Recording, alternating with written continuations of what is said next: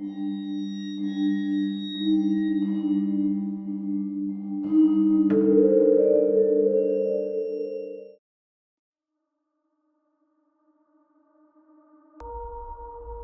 apartamento 71, cuando doña Clotilde y su hijo llegaron a la vecindad, era el más grande y el único con 2 pisos. El segundo nivel, un pequeño altillo con un tragaluz cegado, se convirtió en el santuario y la prisión de Enrique. Enrique tenía apenas 4 años, pero padecía una rara condición neurológica que lo hacía extremadamente sensible a los estímulos externos. Los ruidos fuertes, la luz brillante o la emoción intensa no solo le provocaban migrañas y crisis de llanto, sino que lo hundían en peligrosas fiebres de larga duración. Su condición era incomprensible para los médicos de la época. Para Clotilde, era una sentencia de aislamiento. Ella había enviudado hacía poco y había gastado los pocos ahorros en mudarse a la vecindad, un lugar barato y supuestamente tranquilo. Encontró en el altillo el lugar perfecto para su amor obsesivo. Forró las paredes y el suelo con gruesas capas de tela, acolchando el espacio para que el mundo exterior fuera solo un murmullo lejano. Enrique no salía, no veía el sol y su existencia era un secreto guardado con celo por su madre. La vida de Clotilde se convirtió en una vigilancia perpetua. Bajaba al patio con la mirada ausente, vestida con ropa oscura, y mantenía una distancia hostil con los pocos vecinos que había, como doña Florinda, ya que la risa estridente o el golpeteo ocasional de un adulto con un martillo podían ser fatales para su hijo. Ella había construido una identidad de reclusa amargada y extraña para proteger su secreto. Enrique pasaba sus días en el altillo. Su única conexión con la vida era un diminuto agujero de ventilación en la pared que daba al patio. A través de ese hueco, solo se filtraban fragmentos de luz y ecos de sonido, distorsionados e incomprensibles. El mundo era para él un sueño caótico y hermoso del que no podía despertar. El silencio era su única compañía, y aunque Clotilde creía que era su cura, era en realidad el veneno que lo consumía. El niño anhelaba la vida, pero solo tenía el eco del vacío. A pesar de las precauciones de Clotilde, el ruido siempre encontraba la manera de filtrarse. El terror de Clotilde se intensificó cuando llegaron nuevos vecinos al patio: don Ramón, un hombre de humor cambiante y constante movimiento. Y Florinda, cuyo temperamento volátil y sus gritos eran como puñales para el frágil sistema nervioso de Enrique. La tensión alcanzó su punto máximo un martes por la mañana. Don Ramón estaba reparando una mesa en el patio con un martillo. ¡Bam! ¡Bam! ¡Bam! El sonido seco y rítmico viajó por el cemento, por los cimientos y a través de las paredes, hasta el altillo. Enrique, que estaba dibujando en el suelo, se tapó los oídos. La vibración era un asalto físico. Cayó en una crisis de llanto que pronto se convirtió en un gemido sordo. Clotilde, abajo, sintió la vibración. Salió de su casa con el rostro desencajado por el miedo. Don Ramón. Deje ese ruido. Me está volviendo loca. Gritó Clotilde, con una voz que era una súplica disfrazada de amenaza. Don Ramón se encogió de hombros, molesto por la actitud dramática de su vecina. ¿Qué tiene, Clotilde? Es solo una reparación.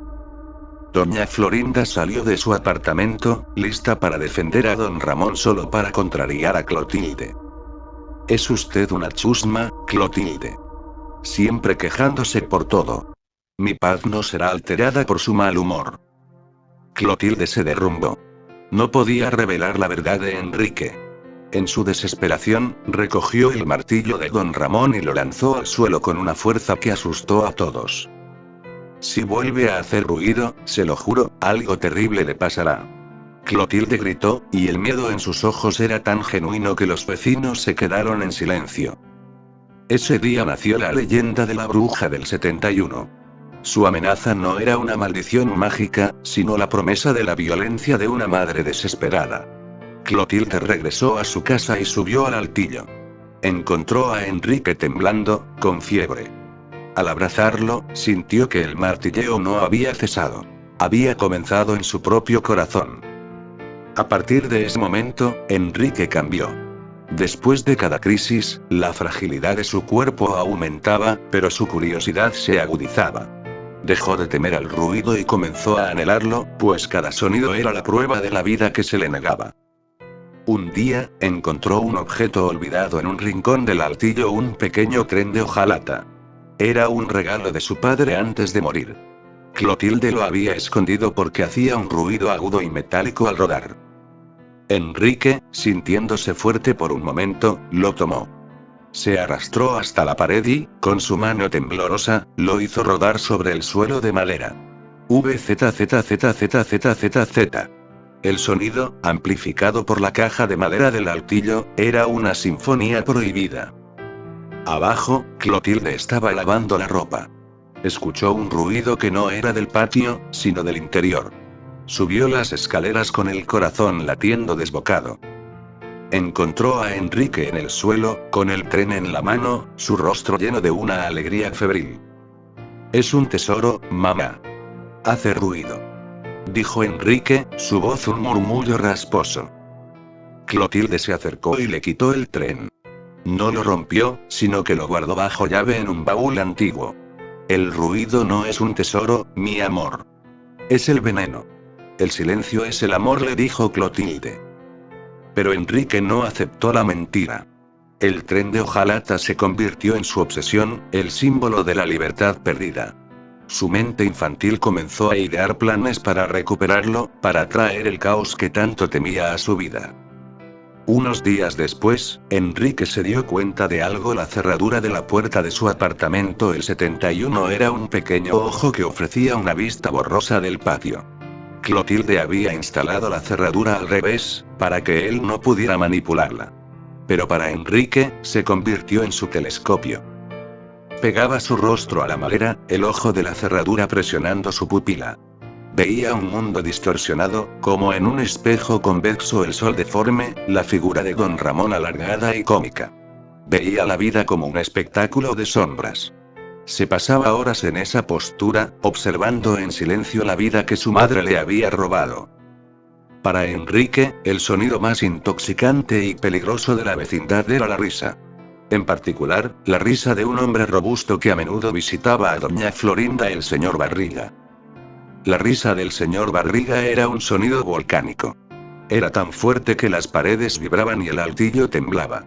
Clotilde siempre se ponía pálida cuando él venía, y solía tapar a Enrique con almohadas para amortiguar el impacto. Un día, el señor Barriga estaba cobrando la renta, y don Ramón le contó una historia graciosa. El señor Barriga se rió con todas sus fuerzas. Ja ja ja. El sonido fue tan violento que, arriba, Enrique sintió un dolor agudo en la cabeza, seguido de un calor abrumador. Entró en un estado febril. Pero en medio del dolor, sintió algo nuevo: el placer. La risa era vida, era energía, era la prueba de que el mundo no se había rendido. Esa noche, cuando Clotilde le dio sus medicinas, Enrique no protestó. Él solo susurró: «Quiero escuchar la risa otra vez». «No, mi amor. La risa te mata», dijo Clotilde, sollozando. «No. El silencio me mata», respondió Enrique, con una claridad que asustó a su madre. Clotilde comprendió. El secreto no era solo proteger a Enrique del mundo, sino proteger al mundo de Enrique. Si él seguía anhelando la vida que lo mataba, terminaría rompiendo la barrera. En un acto de desesperación, Clotilde comenzó a comportarse de forma cada vez más errática y agresiva. Se vestía de negro, usaba sombrero y fumaba cigarrillos para darle un aire de mujer fatal y peligrosa. Si veía a alguien riendo, les lanzaba una mirada tan llena de resentimiento que la risa se congelaba.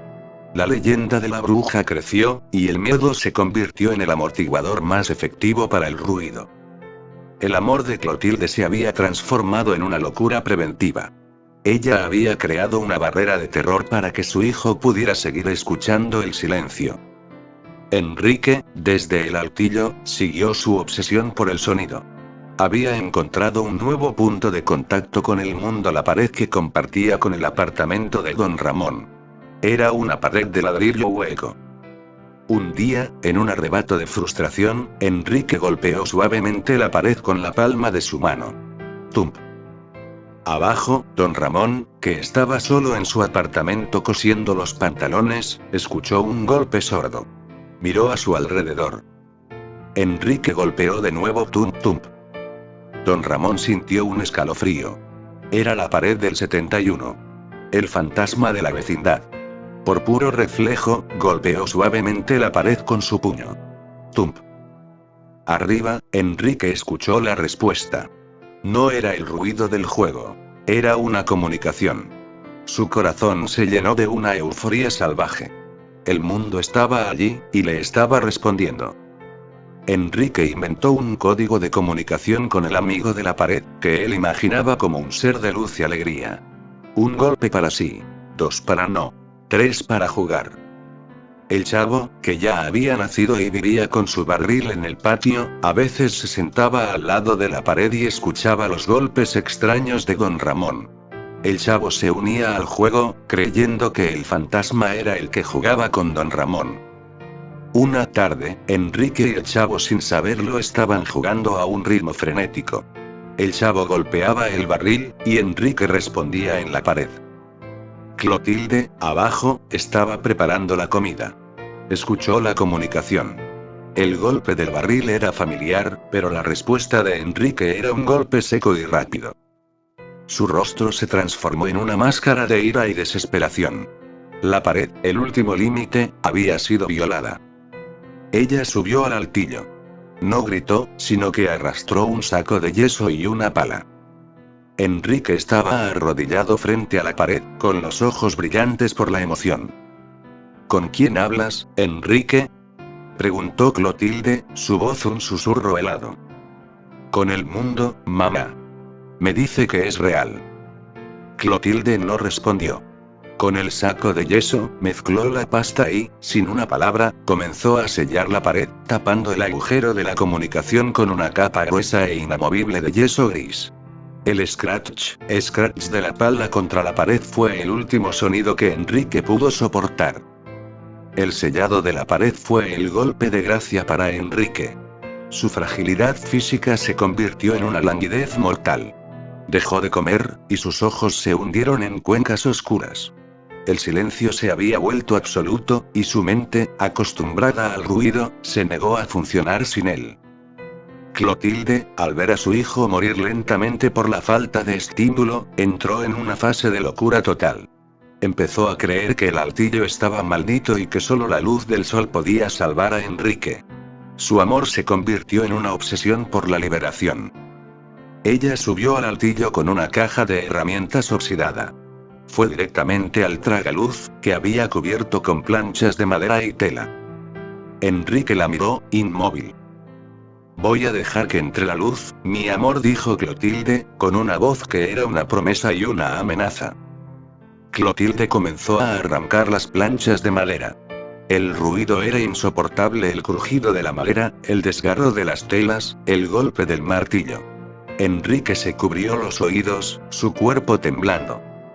No, mamá. Me duele. El ruido. Clotilde no se detuvo. Ella creía que era un demonio hablando a través de su hijo. El silencio ya no te salvará, Enrique. La luz te liberará. Finalmente, la última capa de tela se desprendió. Un rayo de sol brillante, amarillo e intenso, se precipitó sobre el altillo oscuro, cayendo directamente sobre el cuerpo de Enrique. El efecto fue inmediato y catastrófico. Después de años sin luz solar, el impacto fue un shock físico. Enrique gritó, pero su grito no era de dolor, sino de terror puro, de la incomprensión de lo que veía. Su sistema nervioso, ya al límite, colapsó. Clotilde, cegada por la luz y su propia locura, no vio el cambio. Ella vio la liberación. Ya estás curado, mi amor. Ya eres libre. Gritó Clotilde, abrazando la luz. Enrique se convulsionó por un momento, y luego cayó al suelo, inmóvil. Abajo, en el patio, los niños el Chavo, la Chilindrina y Kiko, ya pequeños, estaban jugando por primera vez a los encantados. Escucharon un ruido sordo, un tump seguido de un estruendo en la pared. Don Ramón y doña Florinda salieron a ver. El techo del 71, cerca del altillo, tenía una grieta. Arriba, Clotilde, al ver el cuerpo de Enrique inmóvil, finalmente comprendió el horror que había desatado. Su amor había sido el martillo que había roto a su hijo. Ella tomó el cuerpo de Enrique en sus brazos, su rostro seco de lágrimas. Bajó las escaleras. Al abrir la puerta, la luz del patio le pareció un castigo.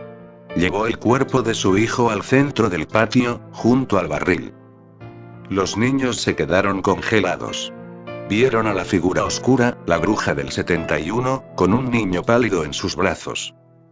Clotilde se arrodilló, sosteniendo a Enrique como un trofeo de su fracaso. «Mírenlo. Mírenlo bien», gritó Clotilde, su voz resonando en todo el patio. «Ustedes, que hacen ruido. Ustedes, que ríen. Su risa lo ha matado. Su ruido lo ha roto. Ustedes lo han asesinado». Los niños, aterrorizados, se echaron a llorar. Don Ramón y doña Florinda se acercaron. «Clotilde. ¿Qué ha hecho?», gritó don Ramón. «Yo los salvé. Los salvé del silencio. Y ustedes lo mataron con el ruido». Clotilde se levantó, sosteniendo el cuerpo de Enrique sobre su cabeza, como si fuera una ofrenda a un dios pagano. La escena fue tan aterradora que el señor Barriga, que llegaba a cobrar la renta, se desmayó al ver el cuerpo inerte del niño pálido. La policía y la ambulancia llegaron y se llevaron el cuerpo de Enrique y a Clotilde, quien estaba en estado de shock catatónico. La muerte de Enrique no fue catalogada como homicidio, sino como un accidente derivado de la enfermedad y la negligencia. Clotilde fue internada en un centro psiquiátrico por un tiempo, pero fue liberada. Cuando regresó a la vecindad, ya no era la misma. Su dolor había petrificado su alma. Su amor se había convertido en un odio furioso hacia la vida, hacia el ruido y hacia los niños. Ella no volvió a usar el altillo. Lo selló con planchas de hierro y clavos. El apartamento 71 se convirtió en el santuario de su luto. Los niños de la vecindad, aunque pequeños, recordaron la escena, la mujer vestida de negro gritando que el ruido había matado a su hijo. A partir de ese día, el 71 se convirtió en el apartamento del miedo. La figura de Clotilde se fusionó con la leyenda. Ella era la bruja que odiaba el ruido porque el ruido le había quitado a su hijo. Clotilde regresó a su farsa, la mujer amargada y solitaria, pero con una diferencia. Su brujería era ahora real. Si un niño se acercaba, ella lo miraba con los ojos vacíos, y el niño sentía un frío inexplicable, la resonancia del silencio mortal. Ella se convirtió en el guardián del silencio, su misión, evitar que el ruido se cobrara otra vida. La vecindad nunca se recuperó. La muerte de Enrique fue el evento fundacional que marcó el lugar con una atmósfera de tristeza y locura latente. El chavo, quien era sensible a los sentimientos, sintió el vacío. El barril, aunque era su refugio, siempre estaba cerca del lugar donde el niño había caído. El chavo nunca supo quién era Enrique, pero sintió su ausencia y el miedo silencioso que emanaba del 71. Su propia tendencia a esconderse en el barril era una resonancia de la reclusión forzada de Enrique. Kiko, a pesar de su posterior risa estridente, cargó con el trauma de la escena. Su risa era un mecanismo de defensa, un intento desesperado por negar el silencio de la muerte. Siempre evitaba el 71, y su miedo a la bruja era un miedo al recuerdo del cuerpo inerte. Doña Clotilde, ahora la bruja del 71, encontró en don Ramón un sustituto de la vida que había perdido. Ella proyectó en él la figura del padre ausente que su hijo nunca tuvo, y su búsqueda obsesiva de su amor era una forma retorcida de buscar la redención por su fracaso. Cada vez que don Ramón la rechazaba, ella endurecía su corazón, justificando su amargura. La vecindad, con sus risas, sus juegos y sus peleas, era solo una capa superficial sobre el silencio de un niño muerto. Enrique, al morir por el ruido, había condenado a todos los que quedaron a vivir bajo la sombra de la bruja que su amor había creado. La tragedia de Enrique fue el origen del terror en la vecindad, un terror que se manifestaba en la locura, el abandono y la pérdida de la inocencia. El silencio, que Clotilde le había prometido, se había vuelto eterno.